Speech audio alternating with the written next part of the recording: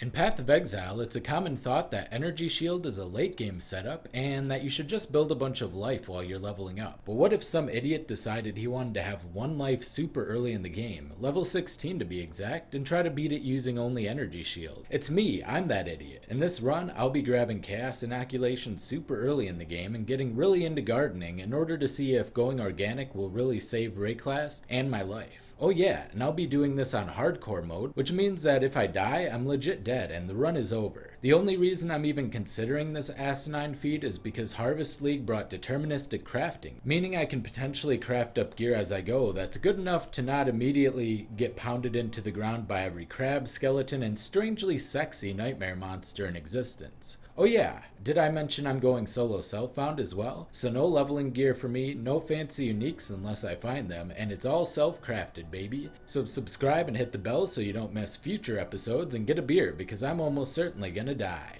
The only character I would dare to consider for this run is the Witch. For those of you who don't know, stun and freeze are based on life. For Chaos Inoculation, you have a life of 1. Now, fortunately for me, the stun and freeze are actually based on what your life would be without Chaos Inoculation, but even that's going to be very low as I'll be avoiding any life on gear and the tree unless it also gives me Energy Shield. The Witch does have access to a nifty little trick though. She can ascend to the powerful Occultist class, which has both stun and freeze immunity. The problem with that is I won't be getting some of that until very much later, so in order to live, I'm going to have to avoid eye contact with everything that moves, just like in real life. For this build, I'll be using Creeping Frost. No, I don't have a POB, I'm making this up as I go along, and no, this won't be a good build. If you want a good Creeping Frost build, Big Ducks put out a good one, and I'll just link that in the description. Creeping Frost will be my security blanket, as it slows everything down around me and helps me run away from all of my problems.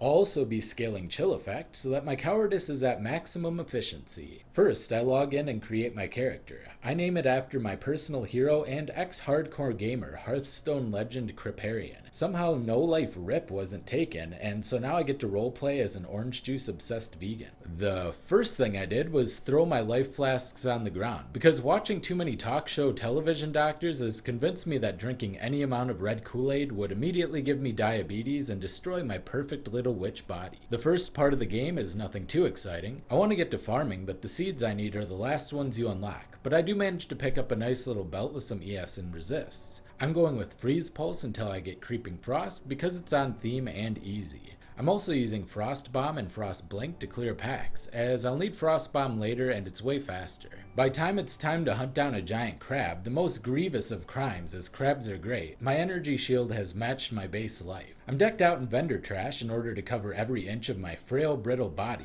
I use an essence on my helmet and get a pretty good roll, ensuring that if I take one to the dome, I'll at least feel good about the hat I'm wearing, and move on to confront the majestic crustacean. The poor creature doesn't know how to deal with my admittedly over-leveled ice magic and goes down along with its pea-shooter pals. As I move towards Brutus, my gear gets a couple more upgrades, with some movement speed boots and a shield that made me realize 30% energy shield on a 5 base shield is completely trivial, but at least it has some cast speed. The Brutus fight itself was pretty easy. I chilled and dashed around the big boy before he could get his hooks in me. He's already pretty slow, but with chills thrown into the conversation, he was going in slow motion as I danced around him effortlessly. Finally, the abomination falls and I go trade my Frostblink for Flame Dash, giving me more running away potential, the optimal hidden stat for this character. On my way through Goat and Dogland, I take another crop and get wrecked by Chaos Shooters. While I'm not looking forward to rushing Chaos Inoculation, the actual Chaos immunity will be nice. I craft a wand with cold damage over time multiplier, which will come in handy very soon,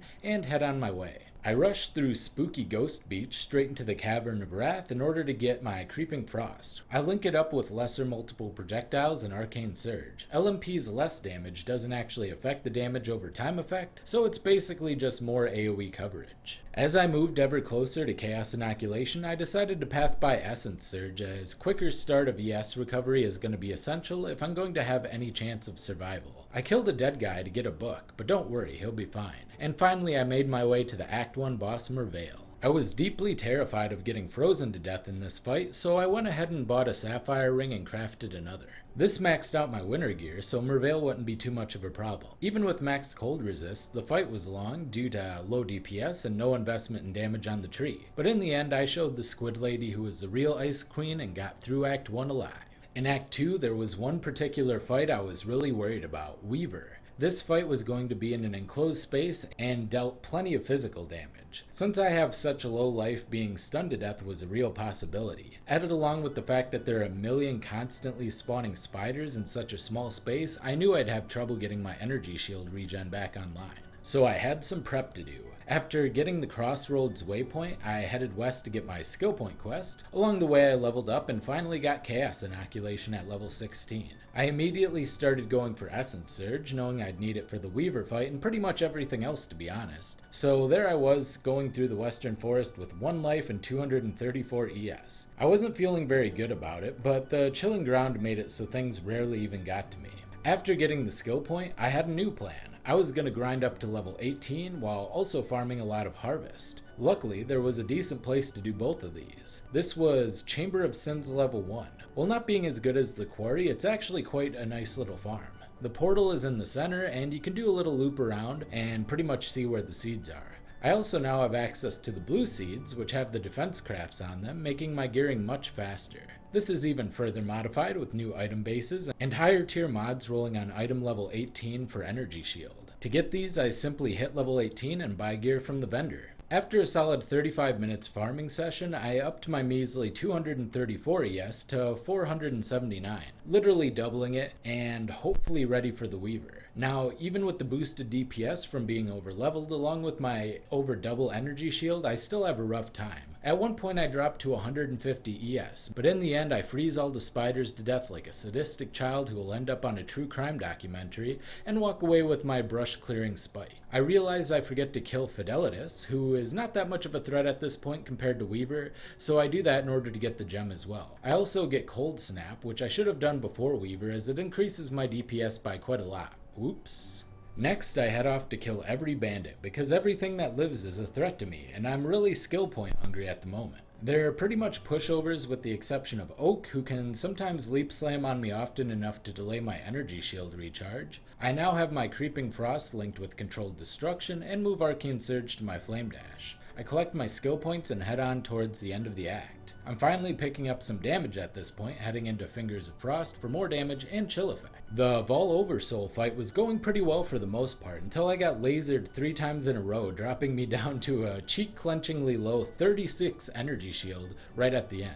Luckily my dot kills him, or he might have just dropped some rocks or lasered me again. That was way closer than I thought it would be and really put the fear in me. I was gonna need better gear. So I bought up a much higher armor base and headed back into the Chamber of Sins. After about 30 minutes of farming and not seeing any good upgrades, I decided it was a waste of time and to just move on. I was able to get some more ES and even some ES leech from the tree though, so I felt like I was a little bit safer despite the lacking of gear, and I pushed on into the crematorium. I was very concerned about Piety as she could easily bug zap me out of existence if I didn't hide behind pillars and walls like a coward, which is exactly what I did. I lay down my damage over time effects and hide, rinse, and repeat. I finally get Discipline after that, greatly increasing my base ES, finally giving a less gear dependent way to scale it. I also pick up Malevolence in order to increase my DPS, as well as some more item bases, knowing that I've reached a point that I can no longer farm Chamber of Sins and I have to move on. You can only modify items with seeds within 10 levels of their item levels, and these vendors were giving me items that were level 26, while the seeds are level 15. So I'll have to do it the old-fashioned way or find a new farm spot. I pick up some statues from a sewer for a very obviously lonely man, so he will give me a book and move on to find some ingredients for talcum powder to unclench the giant infernal anus blocking my way in the sewers. While harvesting on my way, I managed to roll a +1 to all cold gems wand with some spell damage and cast speed. It's not the best, but it boosts my DPS up quite a lot, so I throw it on. I also shortly after craft a much better body armor, so things are starting to look up. I end up farming the battlefront for about 20 minutes because the waypoint is out in the middle a bit, and I just have to do a little semicircle to find the seeds. It works okay, not the greatest, but I get things done. By the time I'm ready to talcum the anus, I've gone from a measly 601 ES to 1028. For the first time, I feel like I have a good effective health pool. My resists are also really high at this point, or nearly capped, so I'm feeling like Piety will not be too much of a problem. Before I do head to Piety though, I decide to use some of the beast crafting to get a freeze immunity flask. The biggest threat the fight poses is that she goes into Ice Archer mode and locks me into place with a freeze until I die.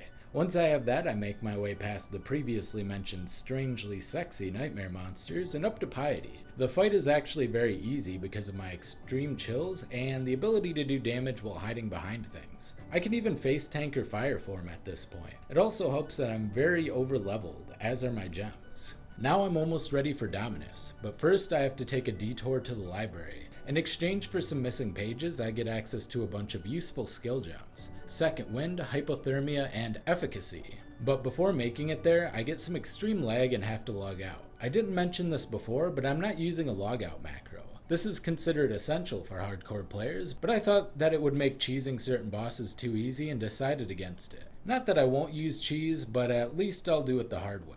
Either way, I do survive the lag and can continue on. The enemies in the library do a lot of cold damage, but I do have a freeze removal flask now and I'm able to breeze through the whole quest. I'm on a 4-link now, so I decided to put Efficacy as my 4th link. It does a little less damage than Elemental Focus at the moment, but it will eventually outscale it, as it benefits from both the more spell damage multiplier and the more damage over time multipliers. The Dominus fight was interesting. The mini-bosses before him in his first form were no problem at all, but his second form required me to stay in his bubble to avoid all the bleeds. He also hits fast enough so that my energy shield recharge never gets a chance to restart. So I decided to go with the cheese I mentioned earlier. I don't log out, but I do portal back to town every time I'm low. I basically drop my dots and frostbomb on him and then portal in again, wait for the damage over time to expire while I'm invincible, and repeat. I use a bunch of portals but managed to take him down.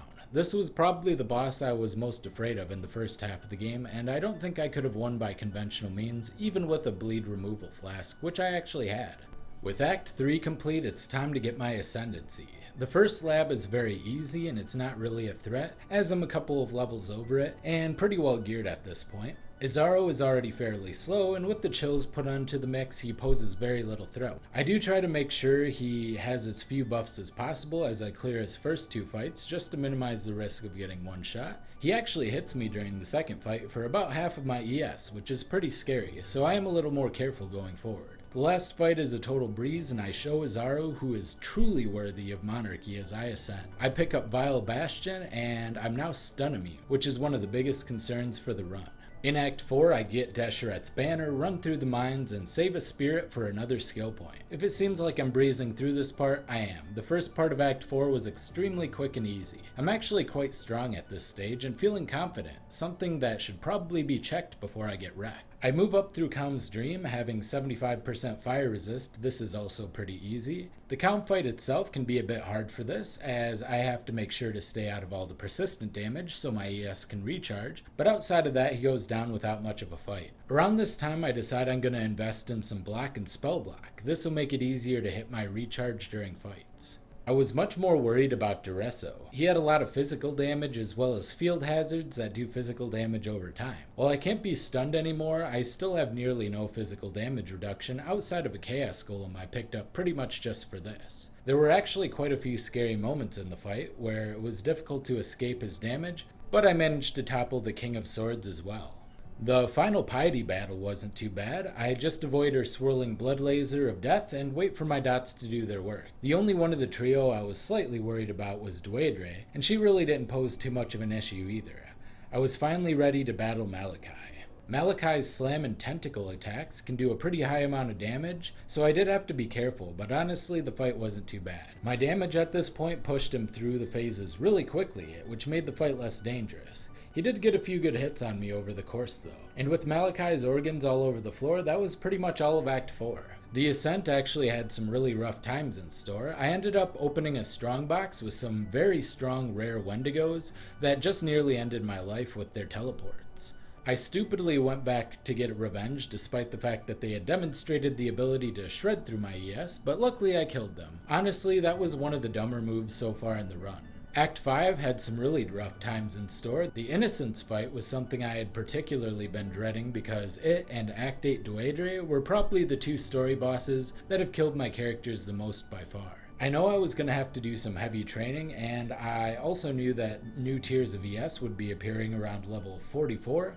I was level 42 and had to find a good place to grab some levels. I grabbed the miasmator on the way through the control blocks, and also noticed that even the more generic white monsters were starting to do some damage. I decided that despite that, I was going to rush straight to the Chamber of Innocence though. I finally started using my crafting bench and was able to reach max resists and cover some of the other weaknesses, and headed into the chamber to start farming. I had plenty of portal scrolls, so I decided my strategy was just to clear the chamber until I hit a seed cache, and then portal out and restart the instance. I ended up farming the chamber for about 20 minutes, and I went from around 1400 ES to over 1800. My goal was to hit 2000, but I thought it was a fine time to move on. I did, however, decide it was time to make a change that I wish I had thought of earlier, and I was going to get Blasphemy Temporal Chains set up. Temp Chains and Chill synergize extremely well at a higher investment, and can nearly stop things in their tracks by reducing their action speed to incredibly low numbers. I did have to drop Malevolence, but I had gotten lucky farming Harvest in the Chamber of Innocence, and managed to get a 5-link craft along the way, so I could make up for the damage as I planned to still have a 4-link at this point. Having a 5-link in Act 5 is pretty nice, and I got pretty lucky, so I thought I'd play it safe. By the time I actually fought Innocence, I was 3 levels higher than the zone level and pretty decked out in gear. Despite that, I was pretty afraid and put in a retreat portal just in case. My damage was pretty overwhelming, and the dual slows made it so that he could barely move before I phased him. When he hit his second form, things were a little scarier, but luckily he just mostly used his very slow laser, and I danced around him until he died.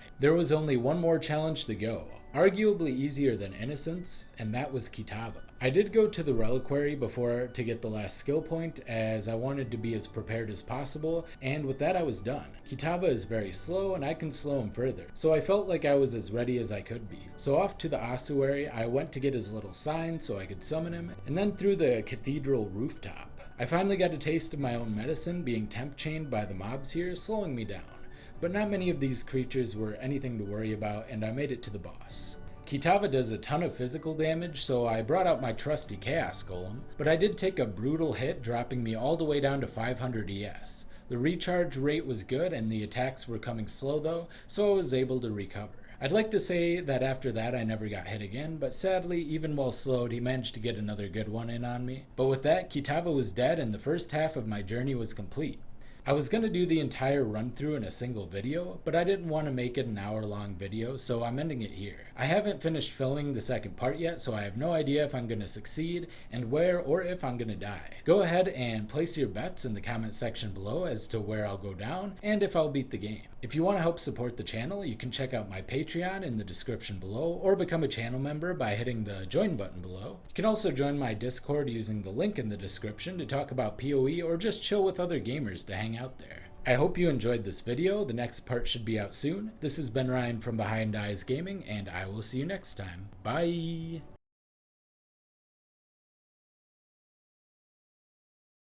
I showed the squid lady who is the real Ice Queen. At one point I dropped to 150 ES, but in the end I freeze all the spiders to death like a sadistic child who will end up on a true crime documentary. The Vol Oversoul fight was going pretty well for the most part, until I got lasered 3 times in a row, dropping me down to a cheek-clenchingly low 36 energy shield. I basically dropped my dots and frostbomb on him, and then portaled in again, wait for the damage over time to expire while I'm invincible, and repeat. I used a bunch of portals, but managed to take him down. The last fight is a total breeze, and I show Azaru who is truly worthy of monarchy as I ascend. He did get a few good hits on me over the course though, and with Malachi's organs all over the floor, that was pretty much all of Act 4. I ended up opening a strongbox with some very strong rare Wendigos that just nearly ended my life with their teleports. I stupidly went back to get revenge despite the fact that they had demonstrated the ability to shred through my ES, but luckily I killed them. Honestly, that was one of the dumber moves so far in the run. My damage was pretty overwhelming, and the dual slows made it so that he could barely move before I phased him. When he hit his second form, things were a little scarier, but luckily he just mostly used his very slow laser, and I danced around him until he died. But I did take a brutal hit, dropping me all the way down to 500 ES. But with that, Kitava was dead and the first half of my journey was complete.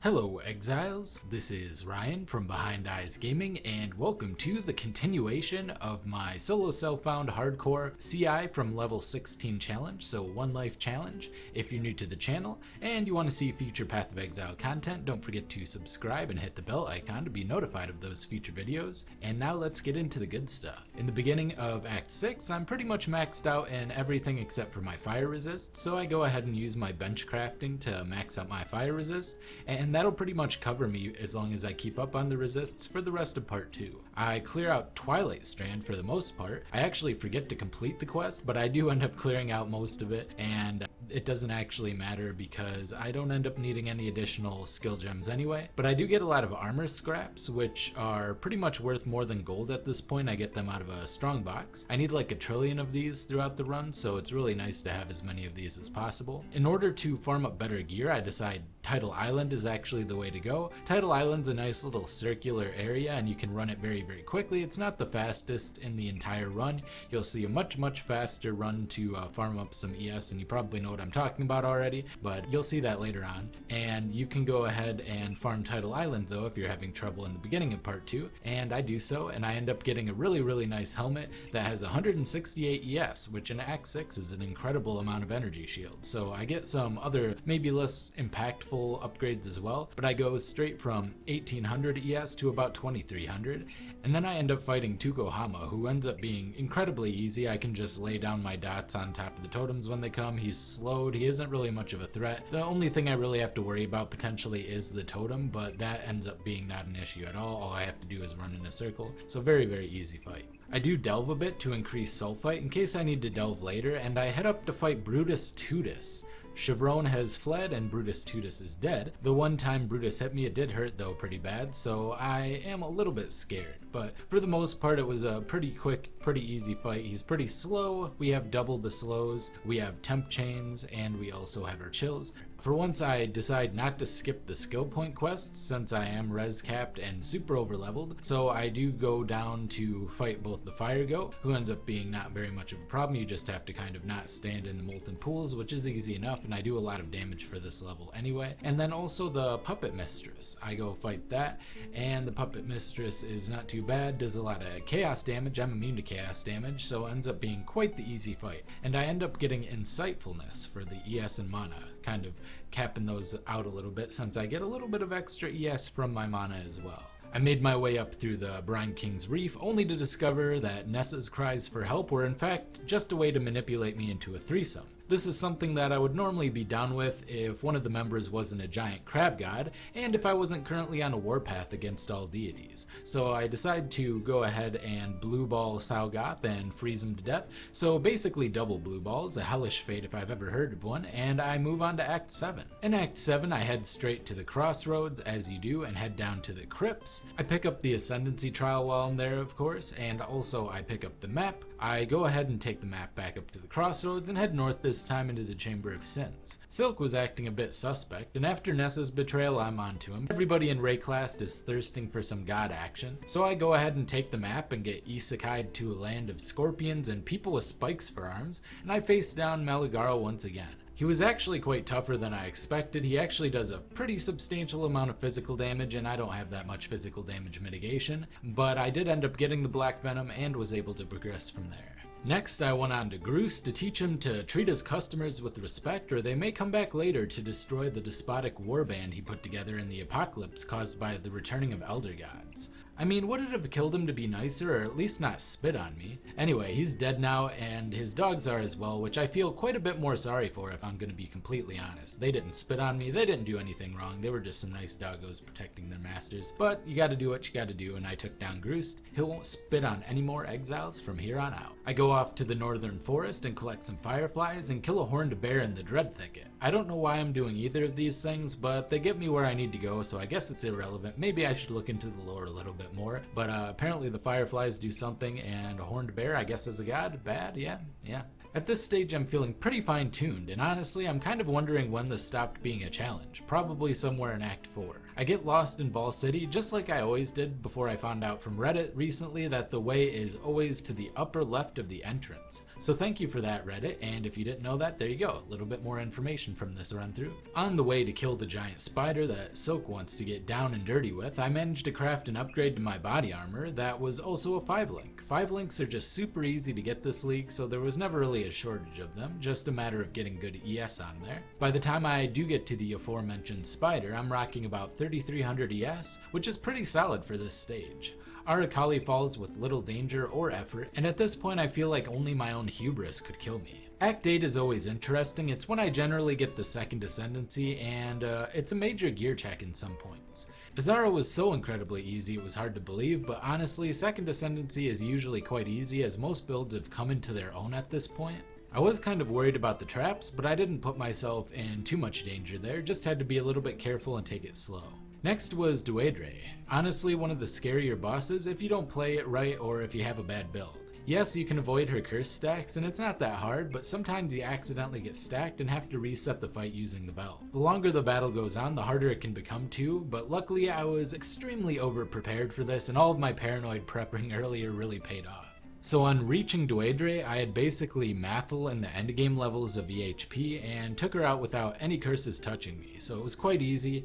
I head over to the Quay and grab the Ankh on the way to help Clarissa get necromantic. I'm not one to judge what people do behind closed doors, but books that give me skill points are incentive enough to become complicit in even the most sinister of taboos. It's probably a good thing I don't work at a morgue, and also that skill point books aren't real. I went up to the Solaris side because there are 2 skill points to grab on that side instead of 1. I pretty much have never ever went up the Lunaris side, except maybe the first time I ever played, and there's a zone that I don't know the name of, and I've probably only been in once in my entire Path of Exile career along that left side. I'll have to look up and see what it is, and I'll put that on the screen, but I skipped that and have only been into it once ever. Honestly, not too much of note happens. I grab the Sun Orb, pop over to the bridge, grab the Moon Orb on the other side, and then I stop in and kill Solaris and Lunaris. They're actually very, very easy. They barely touch me. I mean, there's a little bit of a bullet hell dodge situation going on, but even when I do get grazed by their attacks, it doesn't do much. I'm kind of overgeared. So I do head into Act 9, and of course we have the Blood Aqueducts. At this point I have 38 block, 26 spell block, which is really nice because blocking allows me to recharge my energy shield potentially, so especially from things that are hitting me slower, and since a lot of things are getting double slowed from temp chains and chill, it's very, very easy to get that.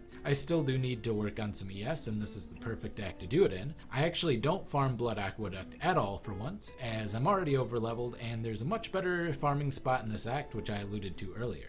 For those of you that are in the know, you know that the quarry is the hot spot for gearing before endgame. Basically, until you can speedrun tier 10 glaciers and such, this is going to be the best spot to farm seeds extremely quickly to get endgame viable gear.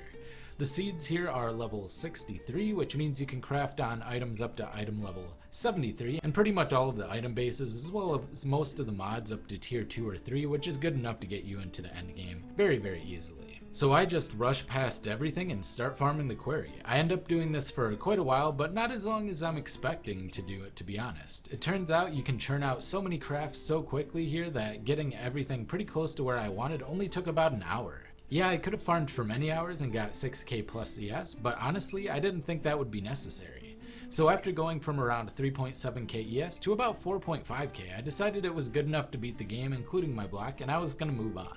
I popped back through to the bathhouse in Act 8 and into the High Gardens to grab the skill point that I skipped because I hate that boss. It wasn't so bad with my chill and freeze remove flask though, and I was extremely over leveled for it as well, so I took down the reflection very quickly and got my skill point. After that, I was pretty much set to go and ready to boss rush the rest of the game. With over 4.5k ES and a ton of block, there was pretty much nothing that could stop me.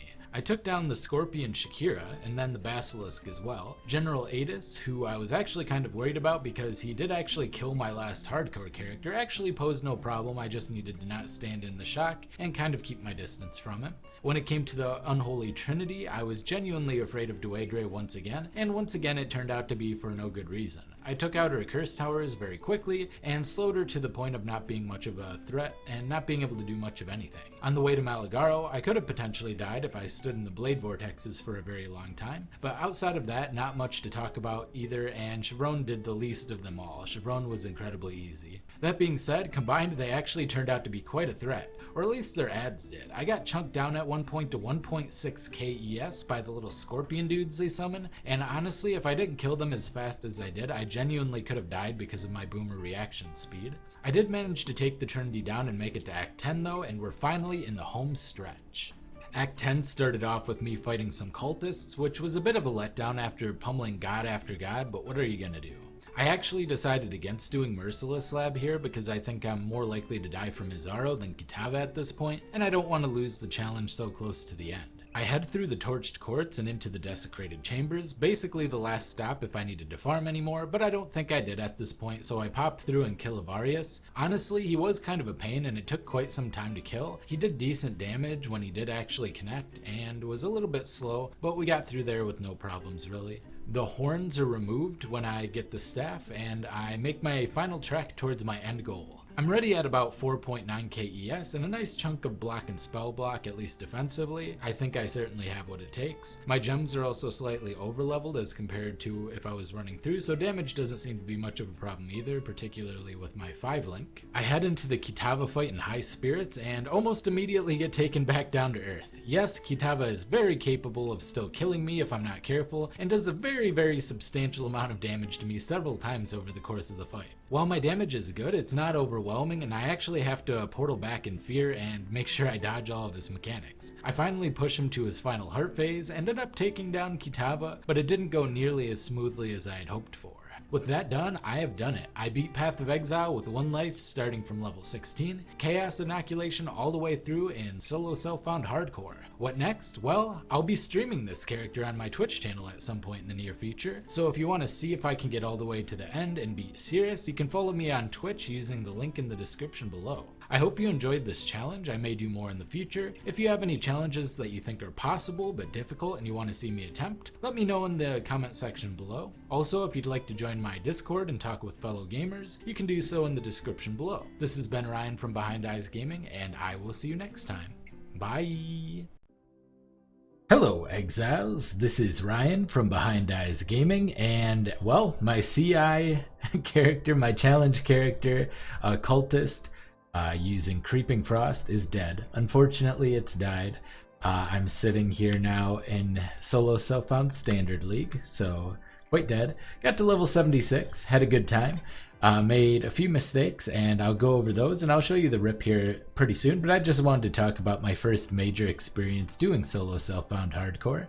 Honestly, I thought this league was the perfect league to do it, and it really paid off. I felt like I upgraded just about, like, I made everything I'm wearing here. I didn't find anything, the entire run through, that was better than something I crafted, which is great. Of course, finding loot is great too, but it's more of a change of pace. Instead of buying or instead of actually finding the loot yourself, being able to craft it. And so I will just go over some of that. I'll leave a link to the POB, since I guess it's as done as it's going to be for now, in the description below. It wasn't a great build. It was meant for a challenge. It ended up giving me that challenge, and you'll see how I died. But just to go over the gear really quick, I have this spell damage, cold spell skill gems +1, and a little bit of cold damage on this wand. I have 205 energy shield mind cage with some resist, double resists. I have a nice resist body armor here that's 5-linked. It's only got 321 energy shield. I actually had an upgrade coming for that. I just need to 5-link it, but I didn't get to that point yet. And then I have this, which is only 102 energy shield, which is pretty low, but it's got 64% cold damage and pretty decent double resist as well. These boots I had been wearing forever. They're not that good.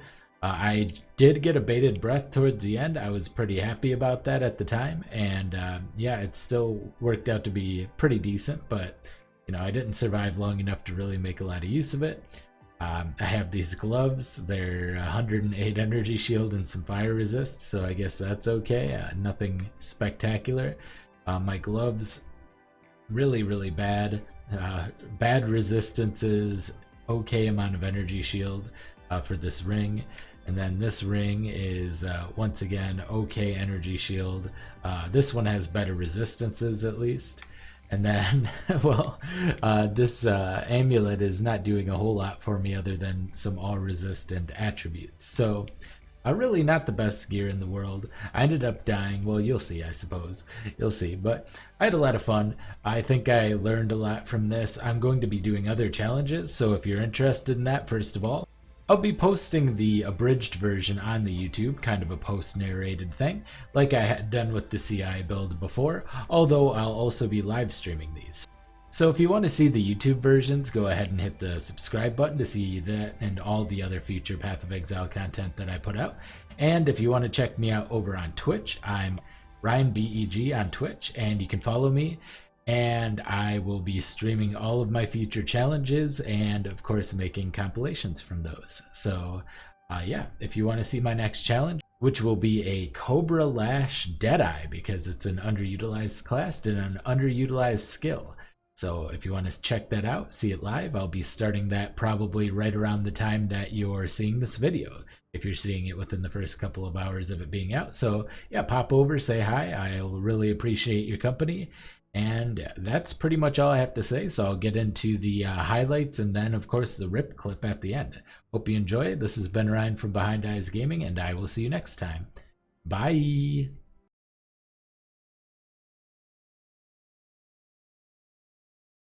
Okay, I'm not really sure. Normally this guy's that big of a problem, but for certain builds could be.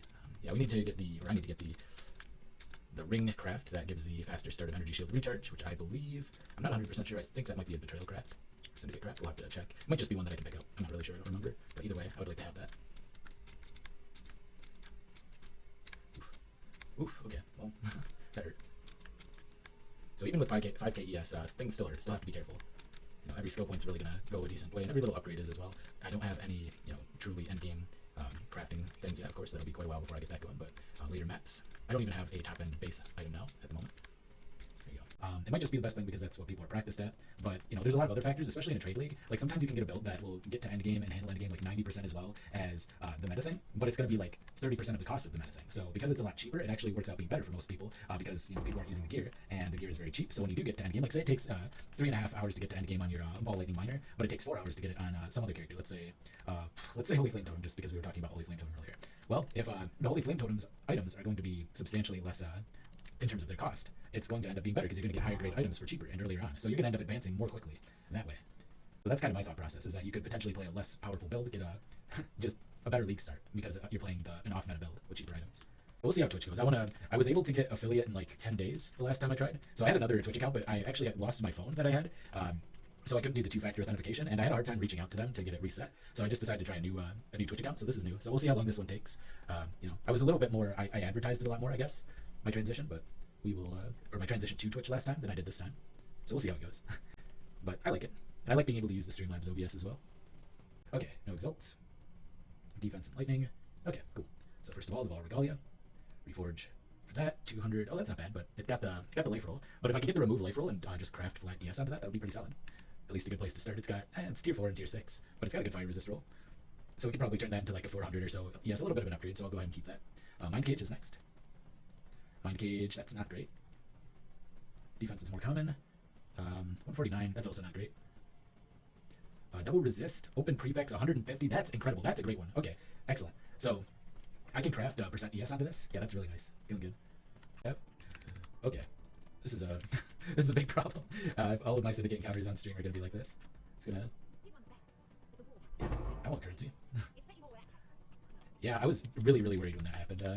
But yeah, we got out of there. It's fine. Yeah, it seems like the syndicate encounters will sometimes generate a lot of lag, especially when I'm streaming. Like I don't experience anywhere near this much lag when I'm not streaming. So at least usually. Okay. There must be a. Yeah, maybe I'm just regular lagging because you can see how it's both my FPS and my latency are going kind of haywire at the moment. I want to keep my golem up. Yeah, I had some scary moments there.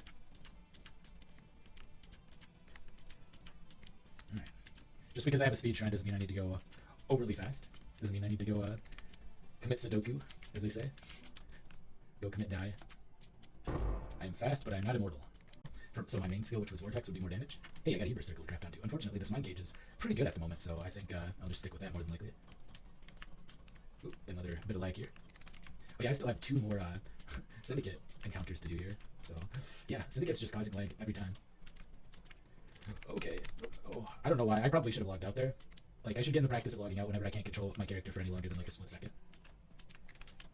It's not a good idea to just try to ride it out like that. That's gonna get me killed. Alright, well, it didn't get me killed. Use a logout macro?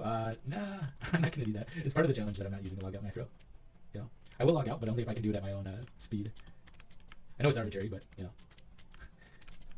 That's part of the fun of it, right? That excitement. I mean, because it's associated with lag, which is something I can't control, maybe it isn't that good of a bit of excitement to have, but I just don't want to use the logout macro.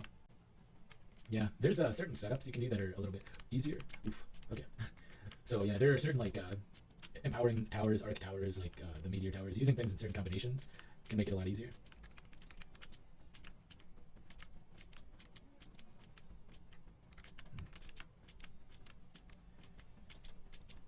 Oops, go ahead and yeah, this isn't too bad. Not too shabby. There you go. All right.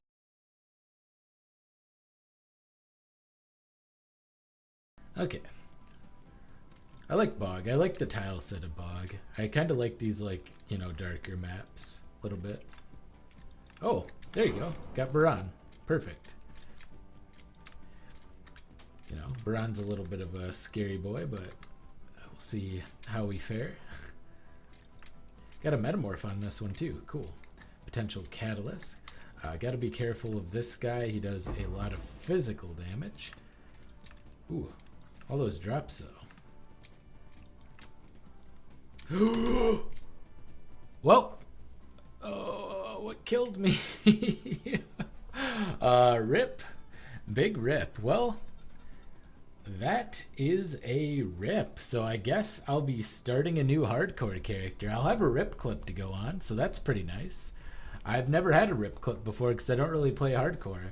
I'm not even sure what did kill me. I think it was a Baran minion. I'll have to like look at the replay.